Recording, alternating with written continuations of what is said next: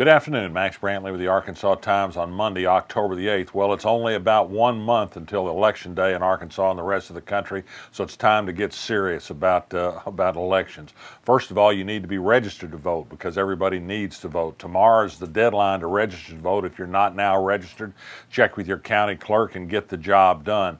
I should say that there's some online sites where you can check and make sure your current registration is still in existence. You know, there's a lot of voter purges that go on, and sometimes people get surprised by finding they've been stricken from the rolls. These elections are too important to miss, so make sure you're registered and by all means get out and voting. Early voting begins October the 22nd. AETN is underway taping today. It's a round of debates among candidates for statewide and congressional office. This morning, Chintan Desai really lit into Rick Caldwell in the 1st Congressional District race for his refusal to meet in town halls with his constituents. And in the 4th District, there was really a sharp debate between incumbent Republican Bruce Westerman and Hayden Shamel of Hot Springs. She's a well-spoken school teacher who did a great job of talking specifics against Westerman, talked about prescription drug prices, talked about the need for an increase in the minimum wage, talked about the congressman's opposition to net neutrality, talked about how he voted for legislation, which he disputed, but he's wrong about it, of course, to do away with essentially with pre-existing coverage under health insurance.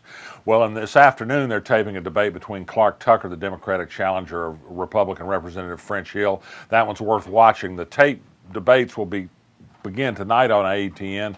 1st District at 8 p.m., 4th District at 9. The 2nd District debate won't be aired until tomorrow. Well, Randell Shelton, the bag man for a bribery scheme involving 2 former state legislators, Micah Neal and John Woods, and Orrin Parris, president of Ecclesia College, reported to prison in Texas today to serve a 6-year sentence. John Woods is already behind bars. Parris is to go Wednesday. Micah Neal gets home detention. More to come in that case, we can hope. Zero Mountain, which is a big cold storage operation out of Fort Smith, is spending $12 million to increase the size of its cold storage facility in North Little Rock. Says it'll double its workforce here.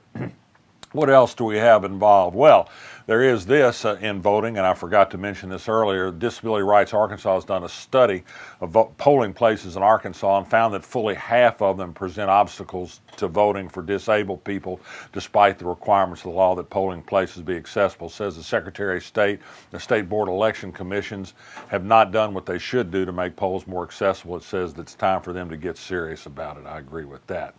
Interesting story over the weekend, and that illustrates why ethics laws don't work so well in Arkansas and why we're so corrupt.